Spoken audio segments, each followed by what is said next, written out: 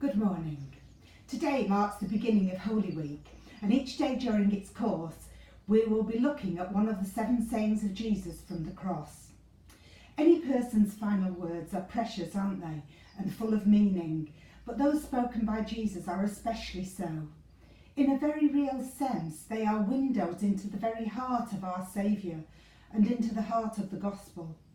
In order for us to grasp the true significance of these final words of Jesus, we need to remember where they were spoken from, not from a hospital bed or his own home, but from a cross. Let me read to you from Luke 23, verses 32 to 34. When they came to the place called Calvary, or the skull, there they crucified him, along with the criminals, one on his right and the other on his left. These are the simple words with which Luke records the crucifixion of Jesus. There they crucified him. Just a bald statement of fact, no great detail, no embellishments. Yet this was the moment in history that was going to change the situation for humanity for time and eternity. Picture for a moment the scene. Jesus staggering through Jerusalem under the weight of the cross, utterly exhausted and wounded from the flogging he's received. He reaches Calvary and he's laid out on a cross, nails driven through his hands and his feet, and then there's a huge jolt causing unbelievable agony as the cross is hoisted up and dropped into the hole that's been prepared for it between the crosses of 2 criminals. Now, with the job done, the soldiers gather beneath the cross of Jesus, casually gambling for his clothes. When you think about it, for them it's just another day's work. They've seen it all before. Maybe the first time they were involved in a crucifixion, they'd have been moved by its brutality. But now they've seen it so often, they've become desensitised. So they just sit idling away the time, keeping watch for the hours or even days that it's going to take for the criminals to die. But in the middle of this scene comes an unbelievable, powerful word from the criminal on the centre cross. Father, forgive them, for they know not what they do. An incredible, astonishing prayer. In spite of being in excruciating agony, Jesus' prayer is a totally unselfish one. He doesn't pray for himself.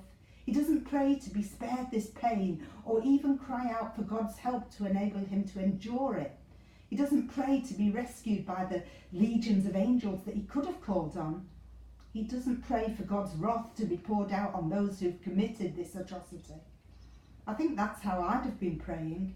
My prayers would have been focused on my needs. But Jesus' prayer was focused on the needs of others. And not just any others, but those enemies, those who were responsible for his pain. And not just any need, but man's greatest need, the need for forgiveness. Father, forgive them. They know not what they do. Who exactly was he praying for? Who are the they who don't know what they're doing? Who was it for whom he sought forgiveness? Was he thinking perhaps of the Roman soldiers who'd flogged him and hammered in the nails? Was he thinking of the Jewish leaders who'd mocked him, slapped him, spit on him and pulled out his beard? Or what about Pilate? He had tried Jesus and found no fault in him, and yet he'd allowed himself to be pressured into handing him over to be crucified. And then there was Herod. He ridiculed Jesus and condemned him because he wouldn't perform a miracle for him. Maybe Jesus had in mind the crowd who'd cried, crucify him, and had hurled insults at him as he hung on the cross, dying. And what about his disciples, his followers, his closest friends who'd betrayed him, denied him, run away and deserted him when he was arrested? So who exactly did Jesus mean? Who was he praying for? Who needed forgiveness for the part they'd played?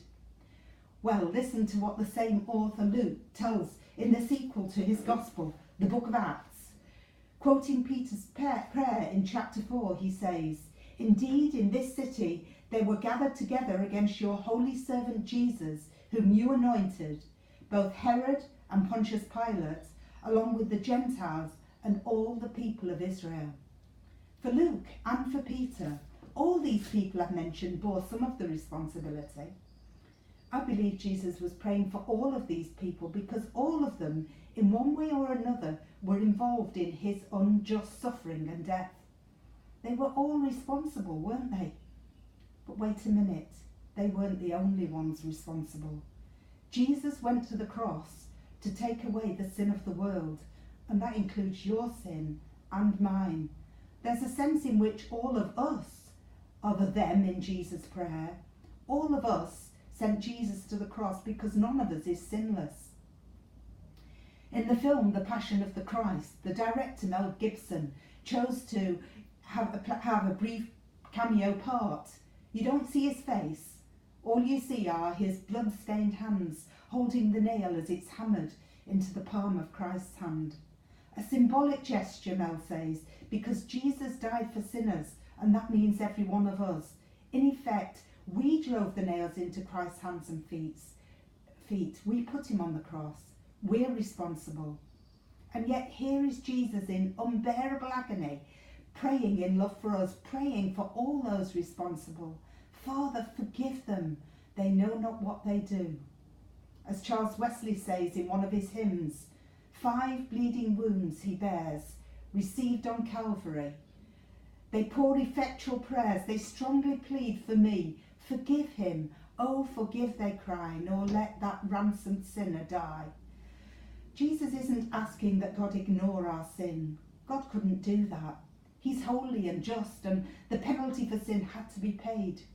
Only Jesus, the sinless Son of God, could pay the debt, and that's what he was doing at the cross. Those gathered around at the cross didn't know what they were doing. They didn't recognise that everything they were saying in mockery about Jesus was actually true. He was the Messiah, the Son of God, the King of the Jews. It's so ironic that what they were convinced was impossible, that he could save himself and others, was exactly what he was doing. By choosing not to save himself, he was saving all those who would put their trust in him. He was dying to bring salvation to you and to me. This morning, let's give thanks for the incredible love, mercy and grace of God revealed by this first saying of Jesus from the cross.